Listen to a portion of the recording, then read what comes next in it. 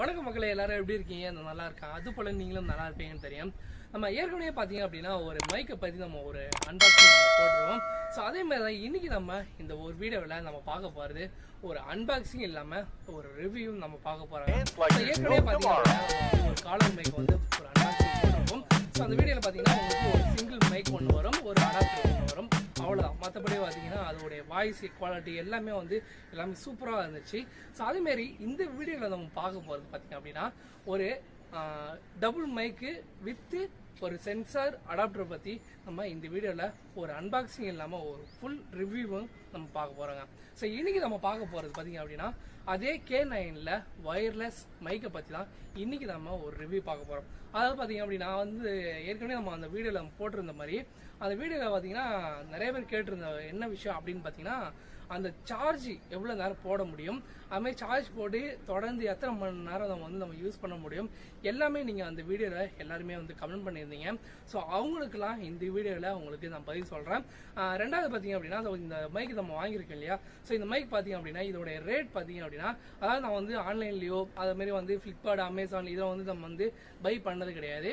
இது டேரெக்டாக போயிட்டு நம்ம சென்னை மார்க்கெட்டில் போயிட்டு டைரெக்டாக போயிட்டு 1500 ரூபா கொடுத்து, அதாவது 1800 ரூபா சொல்லியிருந்தாங்க. ஸோ 1800 குறைச்சி 1500 ரூபா பேசி நான் இந்த மைக்கு வாங்கிட்டு வந்திருக்கேன். இதோட மைக் பார்த்தீங்க அப்படின்னா ரெண்டு மைக் வருது, ஒரு சென்சார் அடாப்டர் ஒன்று வருது. ஓகேங்களா? ஸோ இந்த மைக்கை பாக்ஸை பிரித்து நம்ம பார்க்கறதுக்கு முன்னாடி பார்த்தீங்க அப்படின்னா இதில் பாக்ஸில் என்னென்ன ஃபெசிலிட்டி இந்த மைக்கோட ஃபெசிலிட்டி என்னென்ன கொடுத்துருக்காங்க அப்படின்றத ஃபஸ்ட்டு நம்ம பார்த்துருவோம். ஃபஸ்ட்டு பார்த்தீங்க அப்படின்னா இதனுடைய ப்ளே பட்டன் அந்த ப்ளக் இதில் கொடுத்துருக்காங்க அப்படின்றத இது மென்ஷன் பண்ணியிருக்காங்க.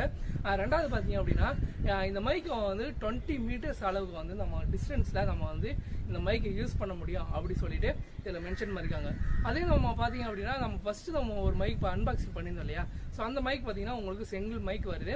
அதை இப்போ டிஸ்டன்ஸ் பார்த்தீங்கன்னா உங்களுக்கு 10 மீட்டர் தான் கொடுத்துருந்தாங்க. ஓகேங்களா? ஸோ இந்த மைக்கில் பார்த்தீங்கன்னா உங்களுக்கு 20 மீட்டர்ஸ் அளவுக்கு உங்களுக்கு டிஸ்டன்ஸ் கொடுத்துருக்காங்க. இதனுடைய வாய்ஸ் குவாலிட்டி, இதனுடைய பேக்ரவுண்ட் நாய்ஸு எல்லாமே சூப்பராக இருக்கும் அப்படின்ட்டு இதில் மென்ஷன் பண்ணியிருக்காங்க.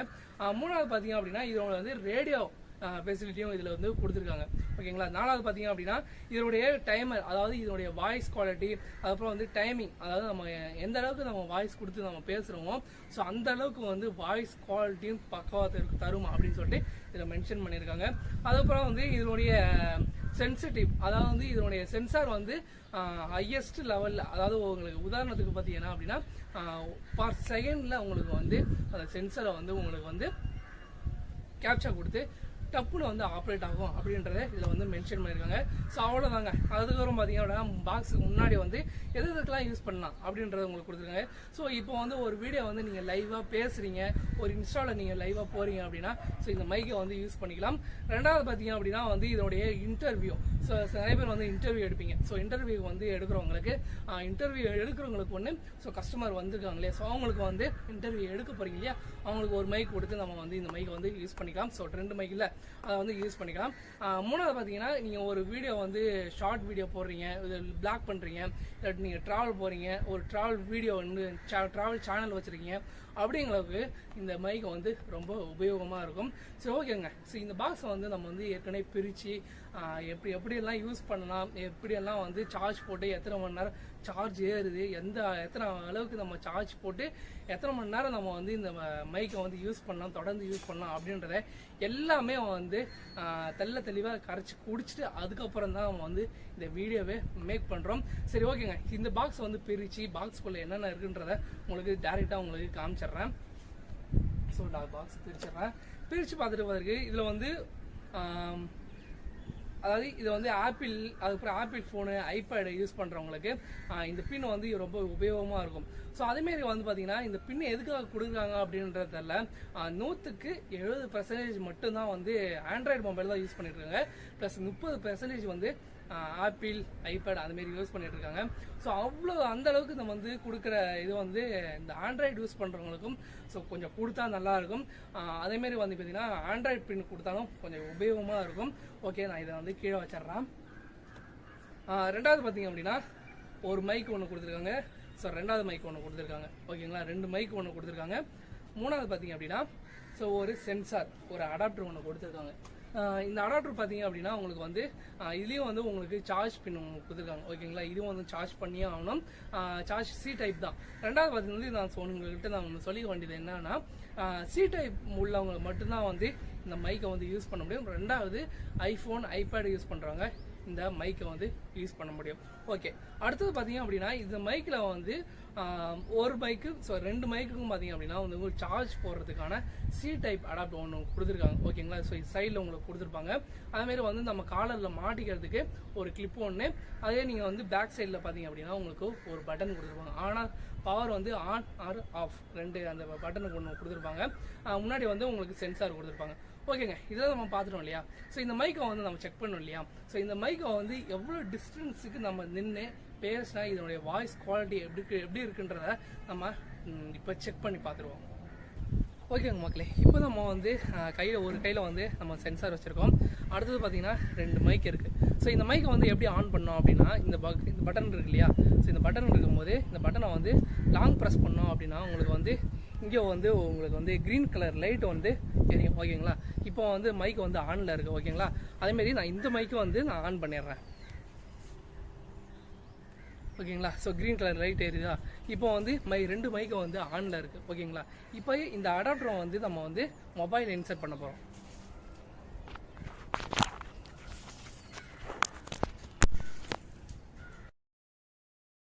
ஓகே, இப்போ நம்ம வந்து பேசுகிறது பார்த்தீங்கன்னா மைக்கில் தான் பேசுகிறோம் ஓகேங்களா.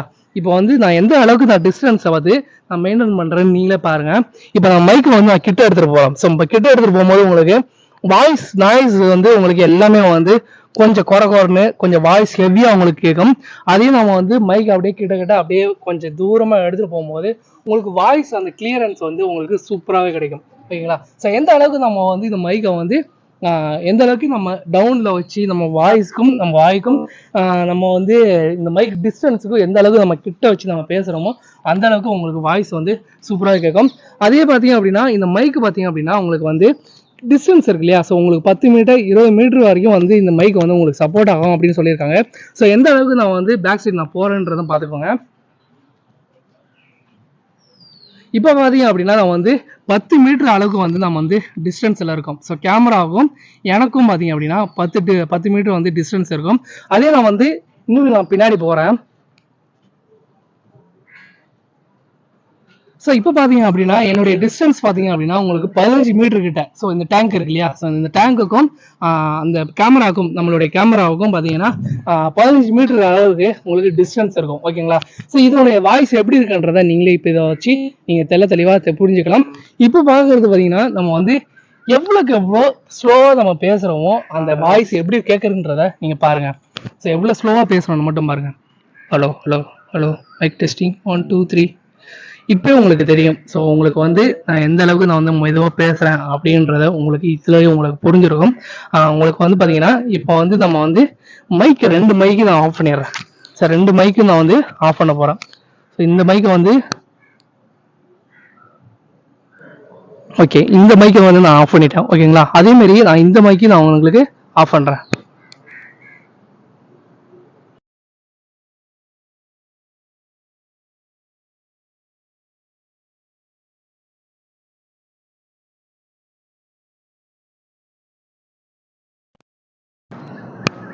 ஓகே, இப்போ வந்து பார்த்தீங்கன்னா மைக்கை வந்து ஆனில் இருக்குது ஓகேங்களா.